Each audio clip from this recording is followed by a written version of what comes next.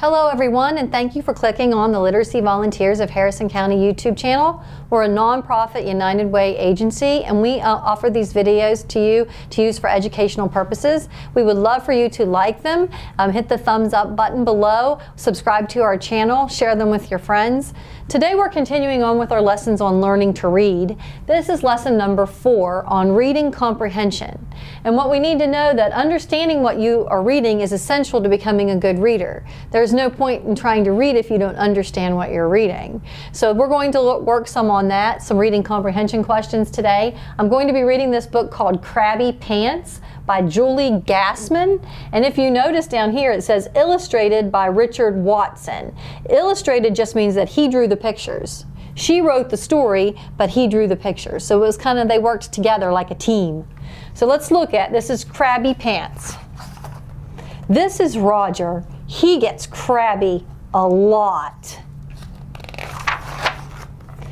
There was the morning his older brother ate the last frozen waffle.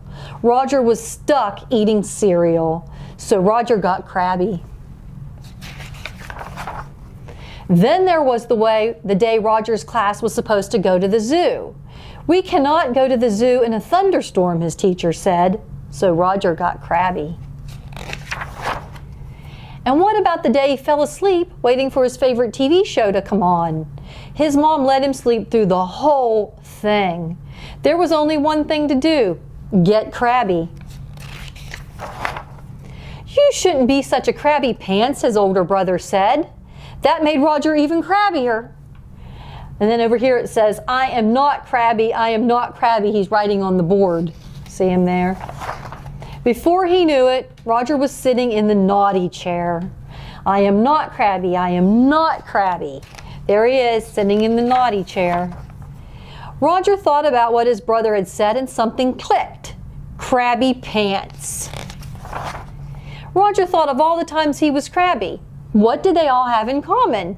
His pants! It was all clear now, and Roger knew just what he had to do. The next morning, Roger showed his mom and dad how he had solved his crabby problem. After all, said Roger, there's no such thing as crabby shorts.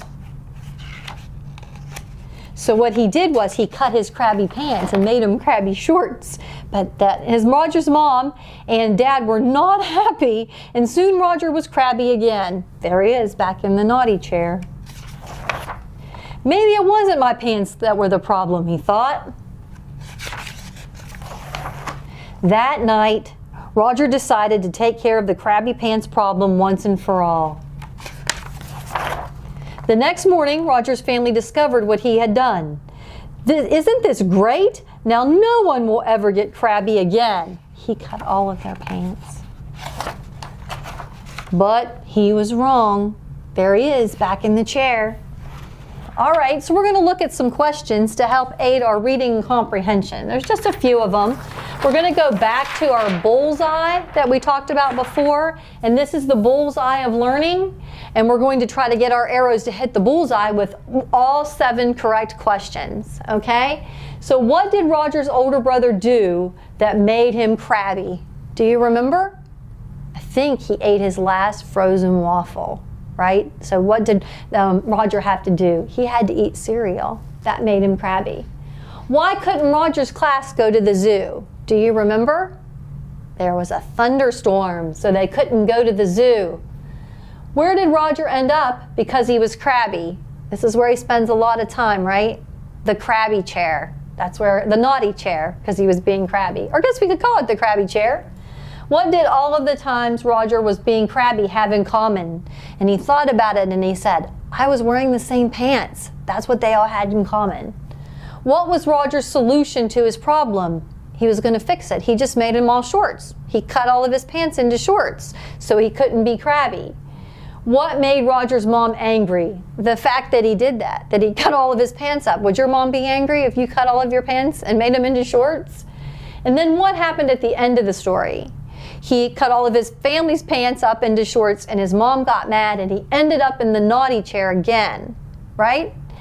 So what we did here was we just went through the story in chronological order as it happened, and we asked ourselves some questions. And if you do that when you read stories, or your teacher reads to you, or your mom reads to you, or your dad reads to you, or your older brother and sister, and ask yourself questions about the story: what happened, what was going on, who was in our story, what were the events that made our story interesting, that will improve your reading and comprehension, so that when you go back, you can answer some questions about the book that someone may ask you on a test or on a reading assignment or something.